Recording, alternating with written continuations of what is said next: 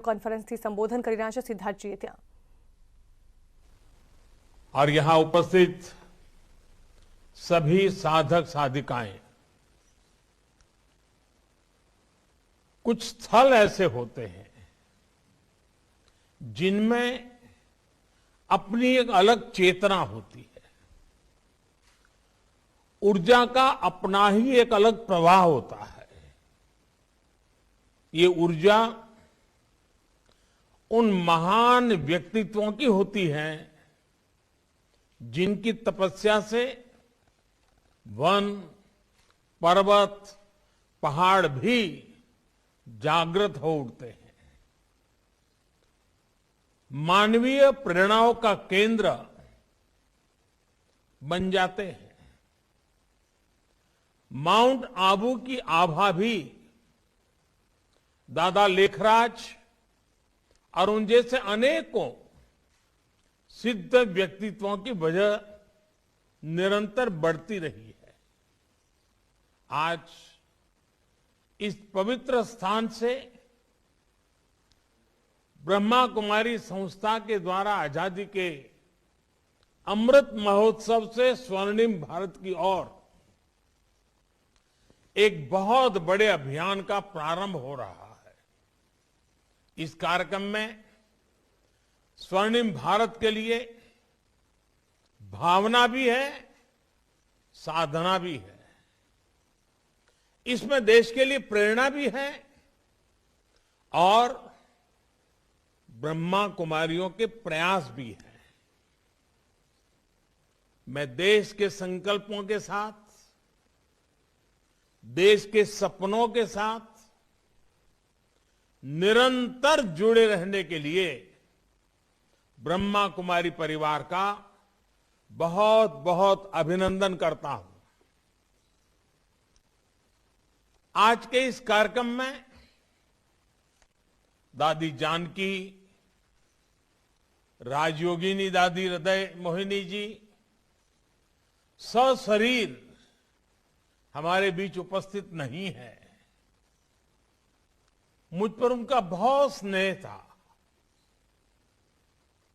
आज के इस आयोजन पर मैं उनका आशीर्वाद भी महसूस कर रहा हूं। साथियों, जब संकल्प के साथ साधना जुड़ जाती है, जब मानव मात्र के साथ हमारा ममभाव जुड़ जाता है, अपनी व्यक्तिगत उपलब्धियों के लिए इदम न मम यह भाव जागने लगता है, तो समझिए हमारे संकल्पों के जरिए एक नए कालखंड का जन्म होने वाला है, एक नया सवेरा होने वाला है। सेवा और त्याग का यही अनुभव आज अमृत महोत्सव में नए भारत के लिए उमड़ रहा है। इसी त्याग और कर्तव्य भाव से करोड़ों देशवासी आज स्वर्णिम भारत की नींव रख रहे हैं। हमारे और राष्ट्र के सपने अलग अलग नहीं है। हमारी निजी और राष्ट्रीय सफलताएं अलग अलग नहीं है। राष्ट्र की प्रगति में ही हमारी प्रगति है।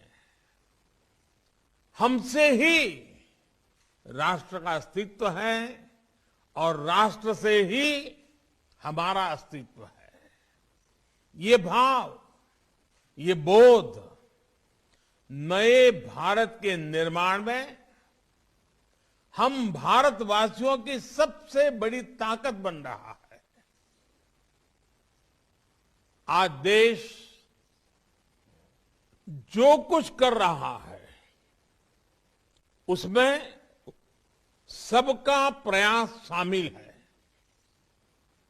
सबका साथ, सबका विकास, सबका विश्वास, आज एक और बात, सबका प्रयास,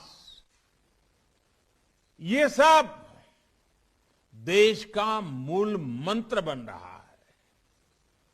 आज हम एक ऐसी व्यवस्था बना रहे हैं जिसमें भेदभाव की कोई जगह न हो।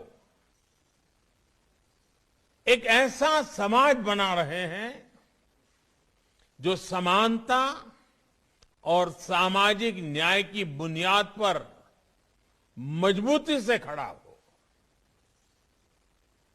हम एक ऐसे भारत को उभरते देख रहे हैं जिसकी सोच और अप्रोच नई है, जिसके निर्णय प्रगतिशील हैं। साथियों, भारत की सबसे बड़ी ताकत यह है कि कैसा भी समय आए, कितना भी अंधेरा छाए, भारत अपने मूल स्वभाव को बनाए रखता है। हमारा युगों युगों का इतिहास इस बात का साक्षी है। दुनिया जब अंधकार से दौर से और गहरे दौर में थी, महिलाओं को लेकर पुरानी सोच में जकड़ी थी, तब भारत मातृशक्ति की पूजा देवी के रूप में करता था। हमारे यहां गार्गी, मैत्रेयी, अनसुईया, अरुंधति और मदालसा जैसी विदुषियां समाज को ज्ञान देती थी। कठिनाइयों से भरे मध्यकाल में भी इस देश में पन्ना घाय और मीराबाई जैसी महान नारियां हुई। और अमृत महोत्सव में देश जिन स्वाधीनता संग्राम के इतिहास को याद कर रहा है, उसमें भी कितनी ही महिलाओं ने अपने बलिदान दिए हैं। कित्तूर की रानी चेन्नम्मा, मतंगिनी हाजरा, रानी लक्ष्मीबाई, वीरांगना झलकारी बाई, वहां से लेकर सामाजिक क्षेत्र में अहल्याबाई होलकर, सावित्रीबाई फुले, इन देवियों ने भारत की पहचान बनाए रखी। आज देश लाखों स्वाधीनता सेनानियों के साथ आजादी की लड़ाई में नारी शक्ति के इस योगदान को याद कर रहा है और उनके सपनों को पूरा करने का प्रयास कर रहा है। और इसलिए आज सैनिक स्कूलों में पढ़ने वाले का बेटियों का सपना पूरा हो रहा है। अब देश की कोई भी बेटी राष्ट्र रक्षा के लिए सेना में जाकर महत्वपूर्ण जिम्मेदारियां उठा सकती है। महिलाओं का जीवन और कैरियर दोनों एक साथ चले, इसके लिए मातृ अवकाश को बढ़ाने जैसे फैसले भी किए गए हैं। देश के लोकतंत्र में भी महिलाओं की भागीदारी बढ़ रही है। 2019 के चुनाव में हमने देखा कि किस तरह पुरुषों से ज्यादा महिलाओं ने मतदान किया। आज देश की सरकार में बड़ी बड़ी जिम्मेदारियां महिला मंत्री संभाल रही है और सबसे ज्यादा गर्व की बात है कि अब समाज इस बदलाव का नेतृत्व खुद कर रहा है। हाल के आंकड़ों से पता चला है कि बेटी बचाओ बेटी पढ़ाओ अभियान, इसकी सफलता से वर्षों बाद देश में स्त्री पुरुष का अनुपात भी बेहतर हुआ है। ये बदलाव इस बात का स्पष्ट संकेत है कि नया भारत कैसा होगा, कितना सामर्थ्यशाली होगा। साथियों, आप सभी जानते हैं कि हमारे ऋषियों ने उपनिषदों में तमसो मा ज्योतिर्गमय, मृत्युर्मा अमृतगमय, इसकी प्रार्थना की है। यानी हम अंधकार से प्रकाश की ओर बढ़ें, मृत्यु से, परेशानियों से अमृत की ओर बढ़ें। अमृत और अमरत्व का रास्ता बिना ज्ञान के प्रकाशित नहीं होता। इसलिए अमृत काल के ये समय हमारे ज्ञान, शोध और इनोवेशन का समय है। हमें एक ऐसा भारत बनाना है जिसकी जड़ें प्राचीन परंपराओं और विरासत से जुड़ी होगी और जिसका विस्तार आधुनिकता के आकाश में अनंत तक होगा। हमें अपनी संस्कृति, अपनी सभ्यता, अपने संस्कारों को जीवंत रखना है। अपनी आध्यात्मिकता को, अपनी विविधता को संरक्षित और संवर्धित करना है और साथ ही टेक्नोलॉजी, इंफ्रास्ट्रक्चर, एजुकेशन, हेल्थ की संस्थाओं को निरंतर आधुनिक भी बनाना है। देश के इन प्रयासों में आप सभी की, ब्रह्मा कुमारी जैसी आध्यात्मिक संस्थाओं की बड़ी भूमिका है। मुझे खुशी है कि आप आध्यात्म के साथ साथ शिक्षा, स्वास्थ्य और कृषि जैसे कई क्षेत्रों में कई बड़े बड़े काम कर रहे हैं और आज जिस अभियान को आरंभ कर रहे हैं आप उसे ही आगे बढ़ा रहे हैं। अमृत महोत्सव के लिए आपने कई लक्ष्य भी तय किए हैं। आपके ये प्रयास देश को अवश्य एक नई ऊर्जा देंगे, नई शक्ति देंगे। आज देश किसानों को समृद्ध और आत्मनिर्भर बनाने के लिए ऑर्गेनिक फार्मिंग और नेचुरल फार्मिंग, प्राकृतिक खेती की दिशा में प्रयास कर रहा है। खान पान, आहार की शुद्धता को लेकर हमारी ब्रह्मा कुमारी बहनें समाज को लगातार जागरूक करती रही है। लेकिन गुणवत्तापूर्ण आहार के लिए गुणवत्तापूर्ण उत्पादन भी जरूरी है। इसलिए ब्रह्मा कुमारी नेचुरल फार्मिंग को प्रमोट करने के लिए, प्राकृतिक खेती को बढ़ावा देने के लिए एक बहुत बड़ी प्रेरणा बन सकती है। कुछ गांवों को प्रेरित करके ऐसे मॉडल खड़े किए जा सकते हैं।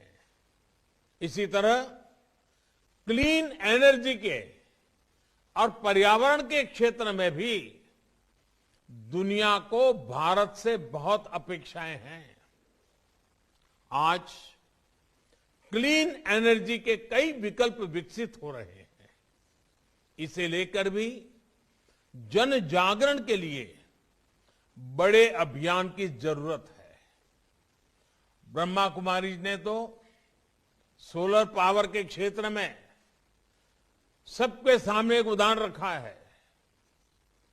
कितने ही समय से आपके आश्रम की रसोई में सोलर पावर से खाना बनाया जा रहा है। सोलर पावर का इस्तेमाल ज्यादा से ज्यादा लोग करें, इसमें भी आपका बहुत सहयोग हो सकता है। इसी तरह आप सभी आत्मनिर्भर भारत अभियान को भी गति दे सकते हैं। वोकल फॉर लोकल, स्थानीय उत्पादों को प्राथमिकता देकर इस अभियान में मदद हो सकती है। साथियों, अमृत काल का ये समय सोते हुए सपने देखने का नहीं, बल्कि जागृत होकर अपने संकल्प पूरे करने का है। आने वाले 25 साल परिश्रम की पराकाष्ठा, त्याग, तप, तपस्या के 25 वर्ष हैं। सैकड़ों वर्षों की गुलामी में हमारे समाज ने जो गंवाया है, ये 25 वर्ष का कालखंड उसे दोबारा प्राप्त करने का है। इसलिए आजादी के इस अमृत महोत्सव में हमारा ध्यान भविष्य पर ही केंद्रित होना चाहिए। साथियों, हमारे समाज में एक अद्भुत सामर्थ्य है। ये एक ऐसा समाज है जिसमें चिर पुरातन और नित्य नूतन व्यवस्था है। हालांकि इस बात से कोई इनकार नहीं कर सकता कि समय के साथ कुछ बुराइयां व्यक्ति में भी, समाज में भी और देश में भी प्रवेश कर जाती है। जो लोग जागृत रहते हुए इन बुराइयों को जान लेते हैं, वो इन बुराइयों से बचने में सफल हो जाते हैं। ऐसे लोग अपने जीवन में हर लक्ष्य प्राप्त कर पाते हैं। हमारे समाज की विशेषता है कि इसमें विशालता भी है, विविधता भी है और हजारों साल की यात्रा का अनुभव भी है। इसलिए हमारे समाज में बदलते हुए युग के साथ अपने आप को ढालने की एक अलग ही शक्ति है, एक इनहेरेंट स्ट्रेंथ है। हमारे समाज की सबसे बड़ी ताकत यह है कि समाज के भीतर से ही समय समय पर इसे सुधारने वाले पैदा होते हैं और वो समाज में व्याप्त बुराइयों पर कुठाराघात करते हैं। हमने ये भी देखा है कि समाज सुधार के प्रारंभिक वर्षों में अक्सर ऐसे लोगों को विरोध का भी सामना करना पड़ता है, कई बार तिरस्कार भी सहना पड़ता है। लेकिन ऐसे सिद्ध लोग समाज सुधार के काम से पीछे नहीं हटते, वो अडिग रहते हैं। समय के साथ समाज भी उनको पहचानता है, उनको मान सम्मान देता है और उनकी सीखों को आत्मसात भी करता है। इसलिए साथियों, हर युग के कालखंड के मूल्यों के आधार पर समाज को सजग रखना, समाज को दोष मुक्त रखना, ये बहुत अनिवार्य है और निरंतर करने वाली प्रक्रिया है। उस समय की जो भी पीढ़ी होती है, उससे ये दायित्व निभाना ही होता है। व्यक्तिगत तौर पर हम लोग संगठन के तौर पर भी ब्रह्मा कुमारी जैसे लाखों संगठन ये काम कर रहे हैं, लेकिन हमें ये भी मानना होगा कि आजादी के बाद के 75 वर्षों में हमारे समाज में, हमारे राष्ट्र में एक बुराई सबके भीतर घर कर गई है। ये बुराई है अपने कर्तव्यों से विमुख होना, अपने कर्तव्यों को सर्वोपरि न रखना।